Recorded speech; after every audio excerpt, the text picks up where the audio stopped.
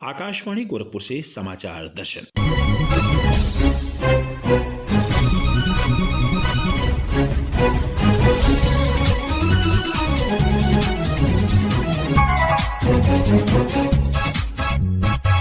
इस अंक में राष्ट्रीय शिक्षा नीति 2020 से हो रहे बदलाव।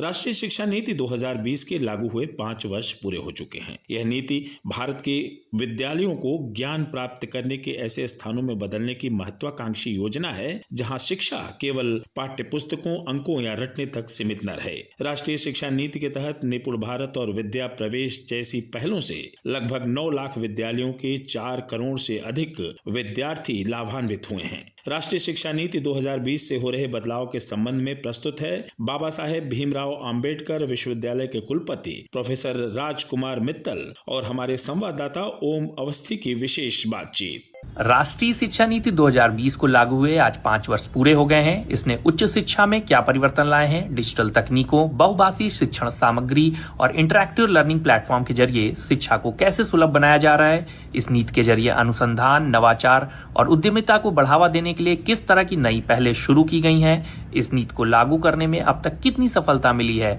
और इसके क्या परिणाम सामने आ रहे हैं? इस सब पर बात करने के लिए आज हमारे साथ हैं लखनऊ के बाबा साहेब भीमराव अंबेडकर विश्वविद्यालय के कुलपति प्रोफेसर राजकुमार मित्तल जी। आकाशवाणी समाचार में आपका स्वागत है। धन्यवाद। पिछले 5 वर्षों में आपके विश्वविद्यालय ने राष्ट्रीय शिक्षा नीति 2020 के लक्ष्यों के साथ खुद को कैसे जोड़ा है? हमारे विश्वविद्यालय में जो राष्ट्रीय शिक्षा नीति 2020 है, इसको इम्प्लीमेंट करने के लिए बहुत सारे इसमें कदम उठाए गए हैं। और जैसे कि हमारा जो पाठ्यक्रम है यूजी लेवल का, वो अब 4 साल का हो चुका है और 4 ईयर में इसमें एंट्री एग्जिट फ्लेक्सिबिलिटी के साथ किया गया है। सेमेस्टर सिस्टम है, क्रेडिट बेस्ड सिस्टम है और जो शिक्षा नीति में कई बातों का जिसमें समग्रता से बात की गई कि उसमें डोमेन नॉलेज के ऊपर फोकस करना है, रिसर्च के ऊपर फोकस करना है, एबिलिटी एनहांसमेंट के ऊपर फोकस करना है, स्किल के ऊपर खोज करना है, वैल्यू एडिशन के ऊपर करना है। ये सारी बातें हमारे जो सिलेबस हैं यूजी और पीजी दोनों स्तर पर हमने राष्ट्रीय शिक्षा नीति 2020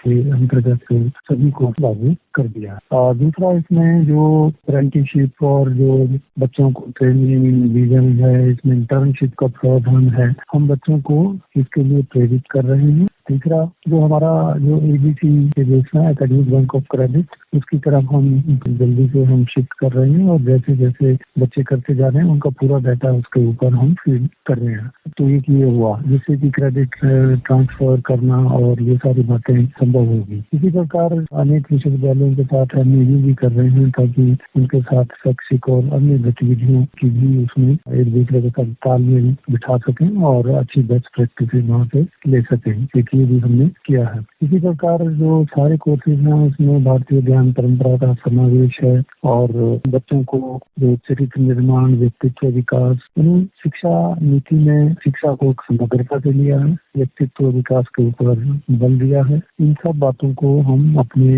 विश्वविद्यालय में चरणबद्ध तरीके से हमने इनको इम्प्लीमेंट किया है और उसके सकारात्मक प्रभाव भी देखने को मिल रहे हैं। बच्चों में थोड़ा शैक्षणिक गतिविधियों के साथ साथ अन्य जो गतिविधियां हैं जिससे कि विद्यार्थियों का समग्र विकास होता है, उनमें भागीदारी भी बढ़ रही है। तो कुल मिलाकर मैं यही कह सकता हूँ कि राष्ट्रीय शिक्षा नीति की तरफ बढ़ना और हम इसके लिए हमारी एक इम्प्लीमेंटेशन कमेटी भी बनी हुई है जो समय समय पर इन चीजों का मूल्यांकन करती है। जैसे इसी वर्ष हमने कुछ डिप्लोमा कोर्सेज 25-26 कोर्सेज हमने शुरू किए हैं ताकि बच्चों को रोजगार के ज्यादा बेहतर अवसर प्राप्त करने के लिए उनका स्किल एनहांसमेंट हो सके, ये काम किया है। जी, जिस तरह से आपने बताया कि नए पाठ्यक्रम शुरू किए हैं, तो शिक्षा प्रणाली को लचीला और बहुविषयक बनाने के लिए क्या ये पाठ्यक्रम है? इनके बारे में थोड़ा हमें विस्तार से बताएं। लचीलापन तो वही है वैसे भी जो 4 साल के कोर्स में बीच में छोड़ता है उसको सर्टिफिकेट, डिप्लोमा और 3 साल का कोर्स अभी प्रोविजन है।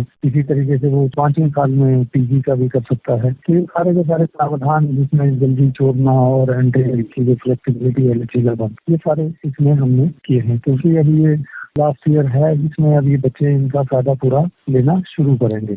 जैसे राष्ट्रीय शिक्षा नीति बहुभाषी शिक्षा और भारतीय भाषाओं के प्रचार पर जोर देती है, आपके संस्थान ने विशेष रूप से उच्च शिक्षा में इस दिशा में क्या प्रयास किए हैं? हमने जो अभी प्रयत्न किए वो मुख्य यही है कि जो सोशल साइंसेज हैं, ह्यूमैनिटीज के सब्जेक्ट हैं, उनमें हमने विद्यार्थियों को ये ऑप्शन दिया है कि वो इंग्लिश के अतिरिक्त हिंदी माध्यम अपना सकते हैं। प्रश्न पत्र, उनका मूल्यांकन और टीचर जो हैं हमारे वो भी ध्यान रखते हैं कि दोनों भाषाओं में ध्यान दिया जाए। इस तरीके से उनको अवसर हम ज्यादा अल्टरनेटिव प्रदान कर रहे हैं ताकि वो अंग्रेजी के अतिरिक्त उसको माध्यम बना सके। इस साल से ये हमने सोशल साइंसेज और ह्यूमैनिटीज भी है, क्योंकि साइंस में इनिशिएट करना थोड़ा कठिन था, तो इसको धीरे धीरे इस तरफ भी हम बढ़ेंगे। जी सर, राष्ट्रीय शिक्षा नीति में टीचर्स की ट्रेनिंग पर जोर दिया गया है। ऐसे में विश्वविद्यालय की जो फैकल्टी की कैपेसिटी बिल्डिंग है और ट्रेनिंग को लेकर किस तरह से कदम उठाए गए हैं? कैपेसिटी बिल्डिंग तो बहुत जरूरी है, क्योंकि जितने भी ये मूलभूत परिवर्तन राष्ट्रीय शिक्षा नीति में लाए, सही तरीके से क्रियान्वयन करने के लिए शिक्षकों का प्रशिक्षण अति आवश्यक है। तो हमारे जो टीचर हैं उनको जैसे जैसे जहाँ पर ये ओरिएंटेशन कोर्स होते हैं या मदन मोहन मालवीय मिशन के अंतर्गत ट्रेनिंग प्रोग्राम चलते हैं, वो हम बड़े पैमाने पर उनको वहाँ पर भेजते हैं और उनको प्रमोट भी करते हैं। की बजाय इसी तरीके से हमारे छोटी छोटी विश्वविद्यालय में भी जो वर्कशॉप्स हैं, सेमिनार्स हैं, वो होते रहते हैं, जिनमें टीचर्स को राष्ट्रीय शिक्षा नीति से जो मेल खाते हैं, इस टाइप के जो प्रोग्राम है वो हम करते रहते हैं ताकि शिक्षकों को फायदा हो सके। शिक्षा नीति समानता और समावेशन पर जोर देती है। ऐसे में आपके विश्वविद्यालय ने हाशिए पर खड़े कमजोर पृष्ठभूमि के छात्रों की सहायता की दिशा में कैसे काम किया है? हमारा विश्वविद्यालय एक ऐसा विश्वविद्यालय है जिसमें पहले से ही SC/ST के विद्यार्थियों के लिए 50% रिजर्व है। इसी तरीके से विद्यार्थियों को कोई तकलीफ ना हो, उनके साथ को उनकी रेमेडियल क्लासेस की बात है, उनकी मेंटरिंग की बात है, उनको स्कॉलरशिप भी मिलते हैं। तो इस तरीके से हमारी पूरी कोशिश होती है कि कोई भी वंचित पिछड़ा हुआ वर्ग का विद्यार्थी शिक्षा से बाहर ना हो और उसकी जो बैरियर है इस सारे प्रोसेस में उनको दूर किया जाए। हॉस्टल है, उसमें भी हमारा बड़ी संख्या में विद्यार्थी रहते हैं, तो हमारा पूरा जोर रहता है कि इनको सभी को शिक्षा को समावेशी बनाया जाए और बहुत ही कम लागत पर शिक्षा दी जाती है जिससे किसी को बैरियर ना लगे। विश्वविद्यालय में उच्च शिक्षा में जेंडर रेशियो को बेहतर करने के लिए किस तरह की पहल की गई है? पहले से बहुत अच्छा है। जो हमारे PhD के विद्यार्थी हैं वो तो लड़कियों की संख्या ज्यादा है। ओवरऑल जेंडर की बात हो या विद्यार्थियों की बात हो, ये 40-60 के करीब है और लगातार अब बढ़ती जा रही है। तो मैं ये कहूँगा कि इम्प्रूवमेंट की तरफ है इसमें।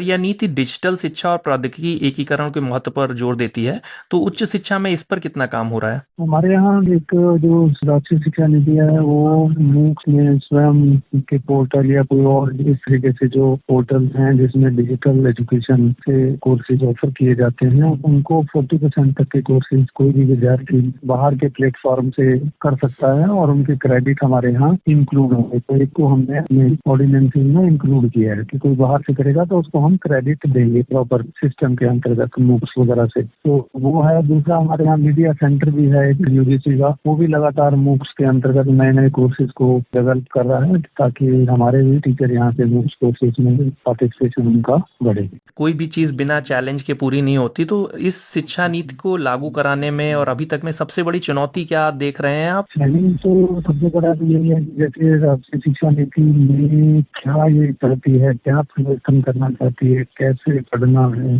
कैसे पढ़ाना है, कैसे बेहतर स्वास्थ्य के समाज के साथ जुड़ना, कैसे एंटरप्रेन्योर पैदा करनी, कैसे का जो है इसके लिए कैपेसिटी बिल्डिंग और बहुत ही अच्छे ट्रेन टीचर्स और बहुत संस्था की जरूरत है। इसमें सरकार भी लग रही है और हम भी इसकी तरफ लगातार लगे हैं। जैसे मैंने बताया कि एक इम्प्लीमेंटेशन कमेटी भी बनाई हुई है, लगातार उसकी तरफ संवाद करके अपने टीचर से, विद्यार्थियों से इसको थोड़ा समझ कर आगे बढ़ने के लिए प्रेरित कर लो। तो यही सबसे बड़ा एक चैलेंज है। बाकी तो दूसरे चैलेंजेस हैं कि छोटे मोटे और भी बहुत होंगे, उनका सरकार भी निदान कर रही है और हम भी अपने तरीके से लगे हुए हैं। जी, राष्ट्रीय शिक्षा नीति के तहत उच्च शिक्षा में हुए बदलावों के बारे में हमें जानकारी देने के लिए, हमसे बात करने के लिए आपका बहुत बहुत धन्यवाद सर। जी धन्यवाद। समाचार दर्शन के इस अंक में आप सुन रहे थे राष्ट्रीय शिक्षा नीति 2020 से हो रहे बदलाव। इसी के साथ संपन्न होता है समाचार दर्शन का अंक। संपादन प्रेमचंद्र गुप्ता और वाचन वेद प्रकाश पाठक।